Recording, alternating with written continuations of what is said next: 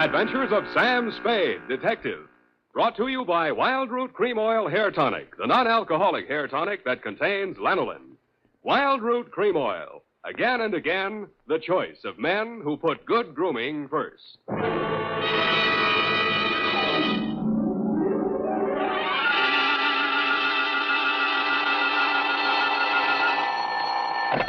Sam Spade Detective Agency. Hello, sweetheart. It's only me. Oh, Sam. Why so modest? Women, Effie. Age cannot weather nor custom stale their infinite variety. Huh? Against their incalculable wiles, mere man is a leaf in the wind. Oh, Sam, do you really... Oh. Who was she and how windy was it? Cyclonic, Effie. We had to close every window in the house. But If you will just contain your natural feminine curiosity for a few moments, I'll be right down to dictate my report on the bow window caper.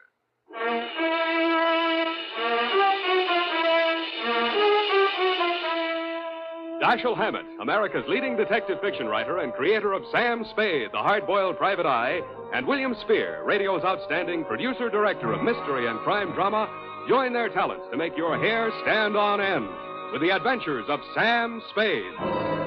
Presented by the makers of Wild Root Cream Oil for the hair. To every man who says, I don't use a hair tonic or I don't believe in a hair tonic, I say this. Decide for yourself. But don't decide until you've tried Wild Root Cream Oil, the entirely different hair tonic. There's not a drop of alcohol in Wild Root Cream Oil, and it contains soothing lanolin. What's more, it grooms your hair the right way, neatly and naturally.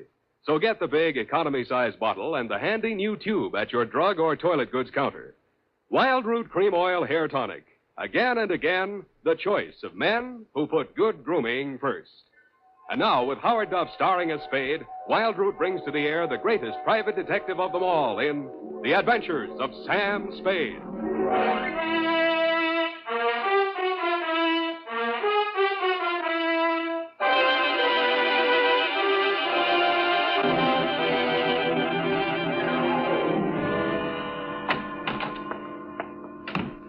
Sam, what's a bow window? A bow window. A bow window is a bay window that you look into instead of out of. Look into instead of out. Oh. Oh, Sam. Get your book, Panther Girl, and slink on in. What was she trying to see through the bow window? I mean, whose house was it? Her own. But if it was her own house, then why would she It look... just goes to show you, darling, what some women will stoop to. It does? Mm-hmm. There was a low window. Oh. Well, whenever you're ready, Sam. Date November 10. Ninth. 9th. Correct. 1947. To Dr. Helmut Ries. I was right for once. Yeah. From Samuel Spade, license number 137596. Subject, the bow window caper. Dear Dr. Ries, I know that this report will not make pleasant reading for you, but you paid for it, so here it is. As far as I was concerned, it all started on Thursday morning when you called at my office. From your story, I gathered it had been going on for some time. You will say these are merely the actions of a jealous woman, Mr. Spade. But I assure you there's more to it than that.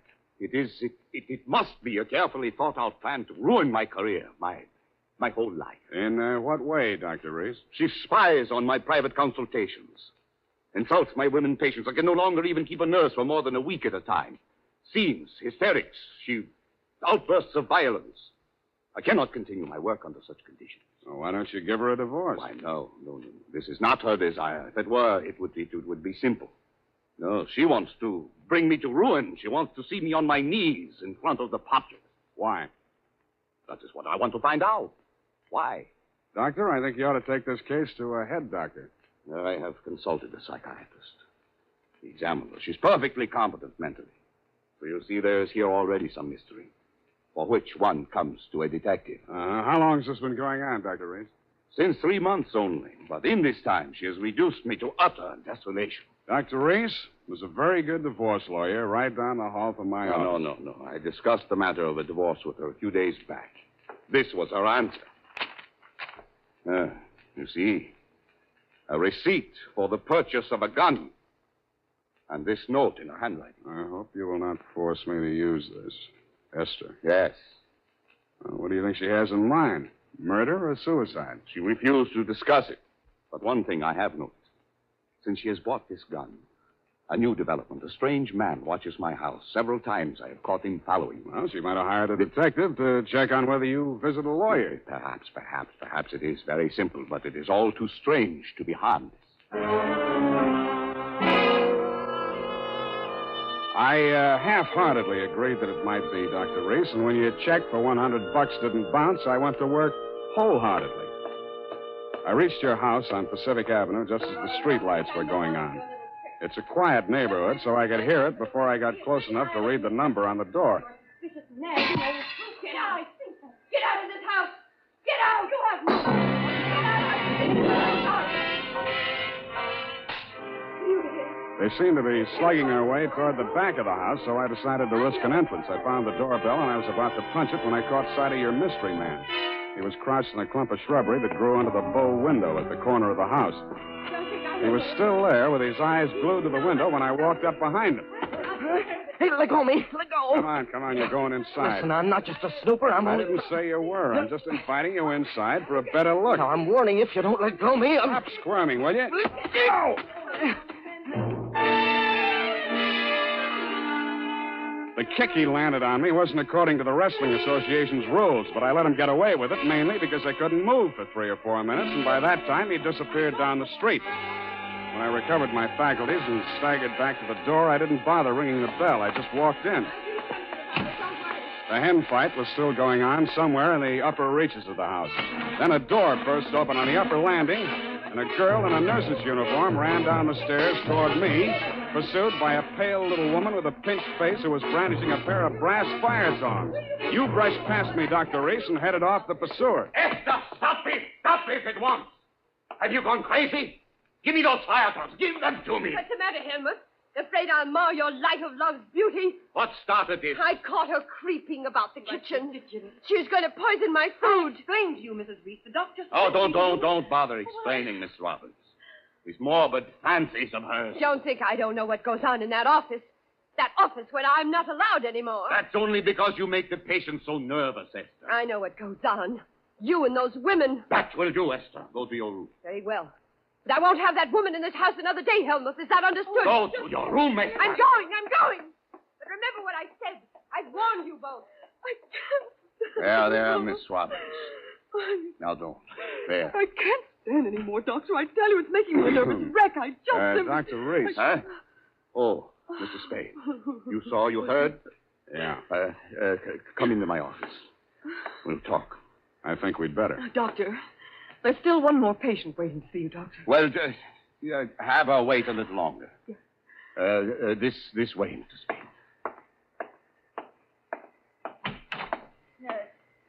How much longer? Well, the doctor will see you just as soon as he possibly can. Have you been feeling any better, Mrs. Campbell? Sit down, Mr. Spade. Thanks, but I can say what I have to say standing. Your wife's a very tragic woman, Doctor. I wish I could help her. I wish I could help you, too, but I can't. You heard her threat against Miss Robbins. Was that a joke? There's nothing funny about jealousy. But there is this man who watches the house. And the gun she bought. I collared him outside just now. Oh, well, did you get him to talk? No, but I wouldn't worry about him if I were you. And about that gun. The Constitution says every citizen shall have the right to bear arms. Even Parnell Thomas can't do it. Mr. Spade, I've not yet told you all.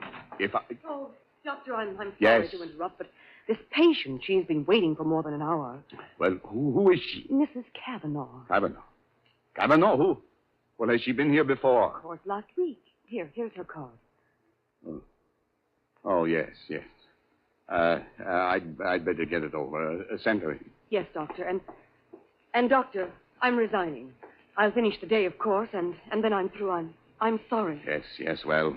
Very well, Miss Robbins. I can't say that I blame you. Good luck. Goodbye, Doctor. Well, I'll be going along myself now, Doctor. No. You must hear me out, Mr. Spade. I've not yet told all. If you'll just wait until I have seen this patient, please, Mr. Spade, please.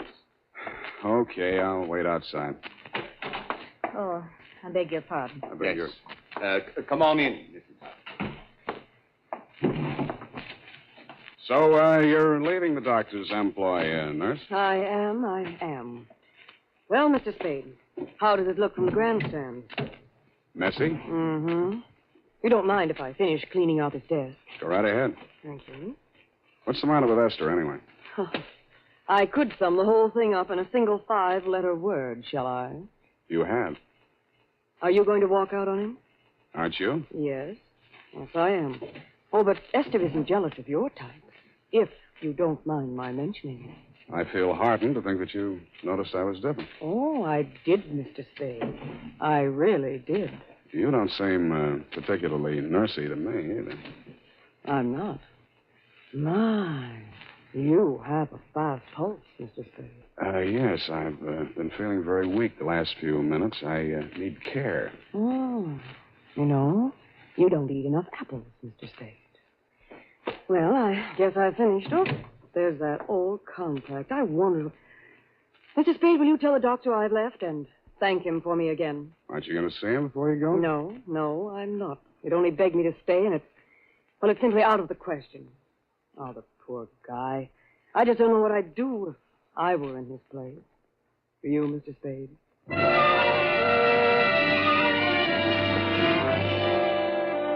I did, and I told her. She told me I was a victim of hypertension and left me with my mouth open and no thermometer in it. 5 minutes after she'd gone out through the front entrance, your wife came down the stairs, looking knowingly at me and the door to the doctor's office, and left by the same route. 10 minutes after that, I was halfway through a 1937 National Geographic that was the latest edition on the waiting room table, and had reached the 3rd paragraph on the natural beauties of Winona County, Minnesota. But I never finished it. I will be back in a minute.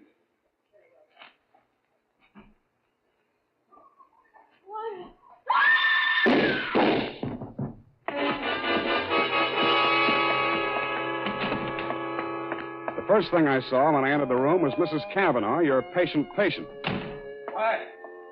did he do it? You, doctor, were standing over her, nervously twitching off the rubber glove from your right hand. You tested her throat for pulse, then listened through a stethoscope. It was purely a formality. One of the .38 caliber slugs had entered the right temple. The other had torn through the base of the skull. How did it happen? I don't know. I had completed the examination and walked over there to put my instruments away. When I turned back, she had a gun in her hand. Before I could stop her, she pulled the trigger. Suicide, of course. Why? Well, I just told her the truth, that there was nothing I or any other doctor could do for her. That she had perhaps a month, perhaps less. She had suffered great pain, of course, for some time. Uh-huh. You saw her shoot herself, you say? Yes. The gun, she took it out of my desk drawer. I'd removed it from my wife's room earlier today. I see. Well, doctor, this is the neatest suicide I ever saw. No powder burns, and from the way she's lying, she must have shot herself from the direction of that window, at least 10 feet away. She screamed before the shots were fired and had time to fire a second bullet into her head and throw the gun across the room before she fell. Well, Helmut, at last it's happened, hasn't it? Esther, leave this room. I told Helmut one of the husbands would catch up with him. Pretty, wasn't she? I don't remember this one.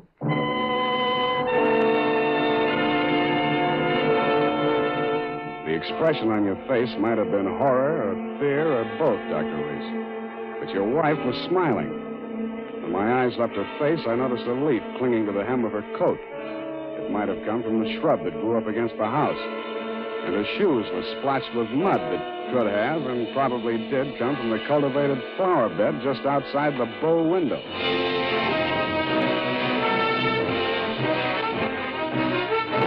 The makers of Wild Root Cream Oil are presenting the weekly Sunday adventure of Dashiell Hammett's famous private detective, Sam Spade.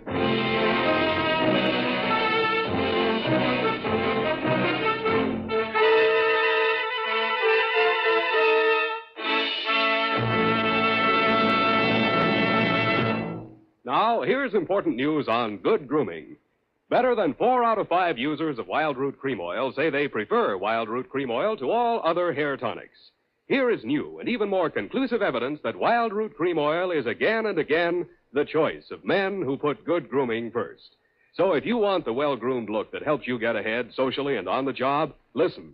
Recently, thousands of people from coast to coast who bought Wild Root Cream Oil for the first time were asked, how does Wild Root Cream Oil compare with the hair tonic you previously used? The results were amazing. Better than 4 out of 5 who replied said they preferred Wild Root Cream Oil.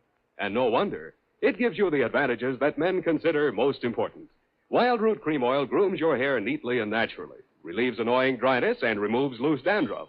What's more, non-alcoholic Wild Root Cream Oil is the only leading hair tonic that contains soothing lanolin. That's like the oil of your skin.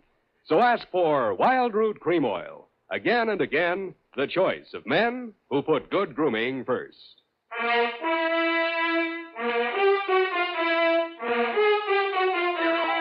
And now, back to the bow window caper. Tonight's adventure with Sam Spade.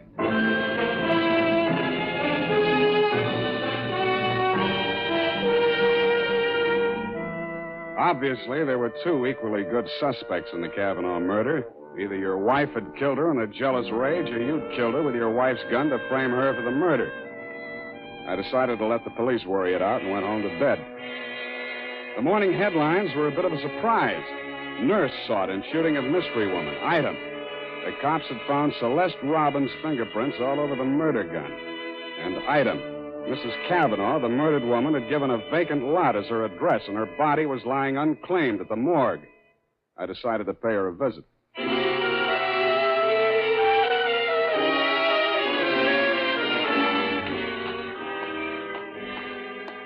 Maxie, hey, Maxie. What? Oh, Sam.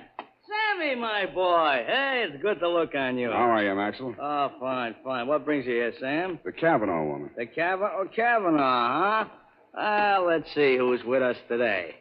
Stiftel, Milton, Schwartz, Kelly. I knew him. Nice guy.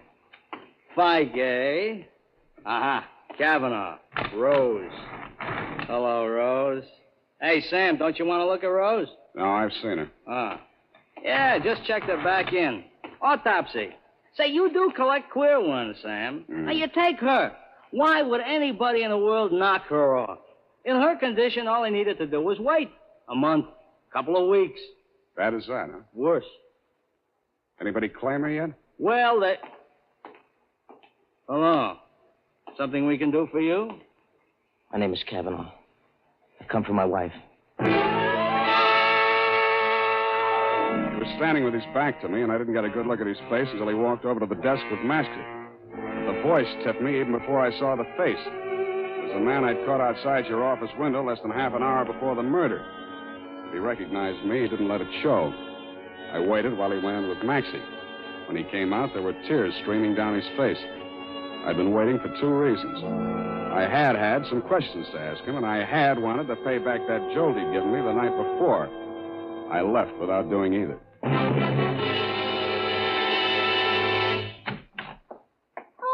Hello, Sam. Oh, sweetheart, any calls? Lieutenant Dundee of Homicide, Yeah. Dr. Reese, Mm-hmm. and there's a girl waiting inside. Wouldn't give any names. So you let her wait in my private office? Well, I don't think you'll mind when you've seen her. She's by way of being a knockout. Well, thank you, Effie. That was very thoughtful of you, dear. You're welcome, Sam. Sam, please don't be angry with me for coming here. I had to talk to somebody. What you need is a good criminal lawyer, Nurse Robin. Oh, no. Do you think I killed that woman? How did your prints get on that gun? And don't tell me she threatened you with it and you grabbed it out of her hand. No, I didn't. I didn't. Nothing at all. Take it easy, Nurse. Take it easy. Would you like a drink or something? No, of course. Thank you anyway. I'll be all right. Well, she came in from shopping 3 days ago. Just as nice as pie. And she came creeping around. You know how she is. And she said, I bought something today. It's lovely. And with that, she hauled this gun out of her handbag. And so, to humor her, I took it and I looked at it. That was foolish. It certainly was foolish. Nickel-plated, ideal surface for fingerprints. And I remember she was wearing gloves. Struck me as peculiar at the time, but I'm so stupid. I didn't think of it until just now. Everything's a little peculiar about this caper. A woman who was dying anyway gets shot. Nobody even seems to know who she was. Doesn't make sense. No, it doesn't make much sense. What should I do, Sam? Give myself up? I think you should. Yes, I thought you'd say that. All right, Phone the police. You got a lot of courage. Sure you don't want to drink? No. No, thank you. I'll be all right. I'll be all right. Homicide. Dundee. Dundee, Sam Spade. I got the Robbins girl here in my office.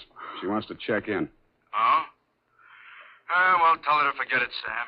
Reese's wife just made a full confession.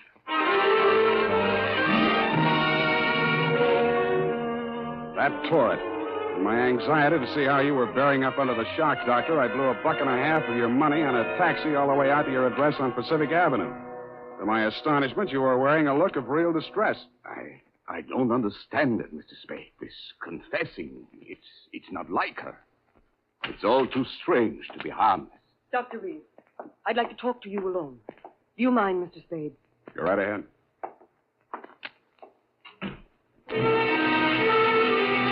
I strained my ears outside your consulting room, but all I could hear was a few vague murmurs. Then, for no good reason, I decided to have a look at your wife's bedroom upstairs. The cops had been there before me, so I didn't expect to find much, and I didn't. I was tapping the woodwork for secret panels or something when I heard a heavy tread on the stairway. I wheeled around, my hands inside my coat. A jolly-looking character in coveralls was standing in the doorway. Home Electronics. I beg your pardon? Terragen. Home Electronics. I come to take the equipment. What equipment? The dictograph. She don't need it no more. Ask me, she heard too much. Mrs. Reese had a dictograph installed? Yeah, a rental type installation. This here's a speaker.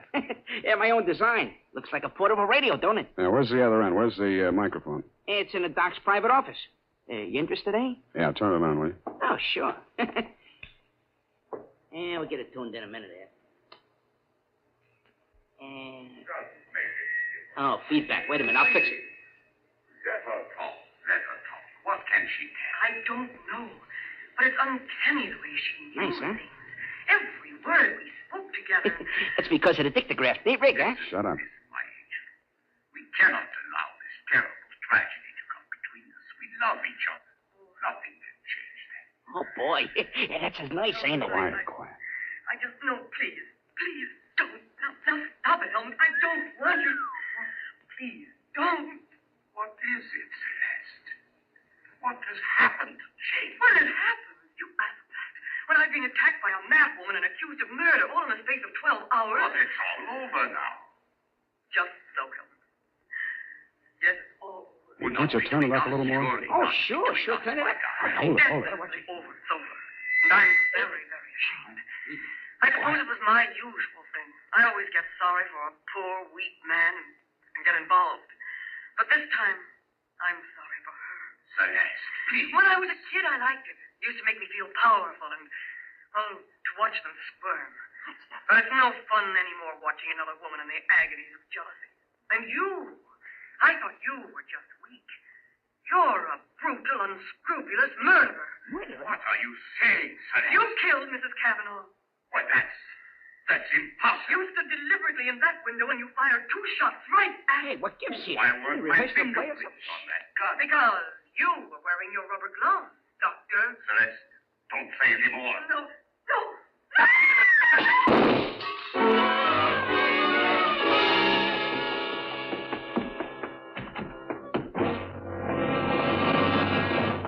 Here, help me. Help me get his shirt off, Mr. Spade. You've been shot. Who shot him, you? Through the window, the same man, the one who watched the house. Hold this tourniquet tight, please. It's nothing. A flesh wound. His aim was bad. Yeah, too bad. Kavanaugh, you still out there? You got nothing to worry about. He's still alive. I missed him. Give me a hand. Come on. That's it. I missed him. That was lucky. You're taking the rap for your wife's murder, too, if you're a better shot. He did it. He killed my wife. I was at the window. I saw him. What I don't understand is why his wife confessed. She loves him, Mr. Cavanaugh. You should understand that. I guess that's what happens to love when it gets crossed up. Why didn't you tell the police what you saw? They'd have hung it on me. She was a stranger to everyone else. I'd been quarreling with her, suspicious, acting like a maniac. She never told me. She must have been going to one doctor after another, trying to find one that would give her one ray of hope. In pain all the time, too, and never letting on. Never. Even after that first visit she made to Reese's office, I didn't tumble. I thought she was meeting him on the sly. And I followed her both times. That last time I carried a gun. I might have killed her if what I suspected had been true. I'm very sorry, Mr. Cavanaugh. I didn't realize. You're pretty late with your regrets, Doctor. I don't quite figure you either. Maybe the prison psychiatrist can. Dundee homicide. Dundee, tear up Mrs. Reese's confession. Come on over and get the doctor. Dr. Reese? Yeah. By the way, he accidentally shot himself in the arm.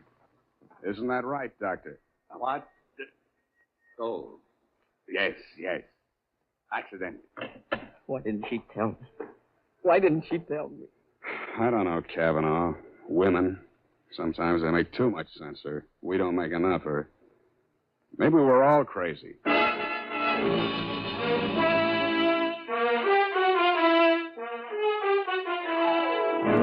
And that, Dr. Reese, is the crop. At the risk of laboring a point, there's also the mystery of why a nice girl like Celeste Robbins ever fell for a guy like you. You'll have plenty of free time to think it over between now and the trial. If you find the answer, drop me a line. Period. End of report. You know, Sam, that's Celeste. I like her. I wish we could do something for her. Well, I've already thought of that, Effie. Oh? What are you going to do, Sam? Type that up, sweetheart, and I'll write you a happy ending. Here's how you can find out whether the hair tonic you're using today is giving you what you ought to get in good grooming. Ask yourself, does my present hair tonic groom my hair neatly and naturally, or does it leave my hair sticky or greasy? And does it relieve dryness and remove loose dandruff, too, or does it do just a halfway job? Unless you can honestly say that your present hair tonic does all that for your hair, you owe it to yourself to try Wild Root Cream Oil right away. Try Wild Root Cream Oil and see for yourself how it improves your appearance, grooms your hair neatly and naturally, relieves dryness, and removes loose dandruff. It's non-alcoholic and contains soothing lanolin. Get the big economy-size bottle and the handy new tube that's easy to pack when you travel and grand for the bathroom cabinet. Don't delay. Get it today. Wild Root Cream Oil Hair Tonic. Again and again, the choice of men who put good grooming first. Oh, here's the report, Sam. Do you want to read it over? I do not. File it under F for forget. About that poor Celeste, Sam. Oh, yeah. Well, I made a date with Celeste to take her dancing tomorrow night. She needs cheering up, you know. Oh, what for? Well, you said she needed help. Well, that isn't exactly the kind of help I had in mind. Oh. I don't see why it's necessary Effie, to take... we must each of us give a particular kind of help each of us is particularly equipped to give. Very well. She wished to... She used to make over men just to get the other women jealous. That she did. Aren't other women silly to allow themselves to get jealous when they know just what she's up to? Idiotic. Just idiotic. Sure thing. And go home, Effie. I'm a lousy dancer. Oh, very well. Have fun, Sam. Good night, Sam. Good night, sweetheart.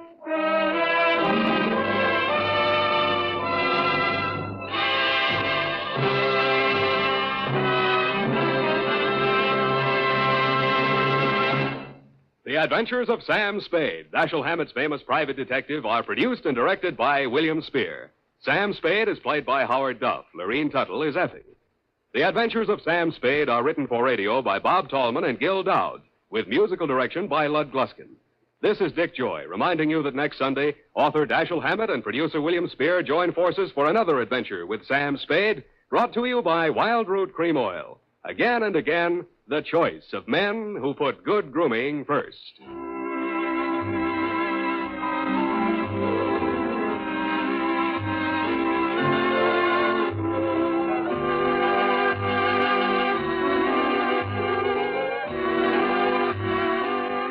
Smart girls use Wild Root Cream Oil, too, for quick, good grooming and to relieve dryness between permanents. Mothers say it's grand for training children's hair.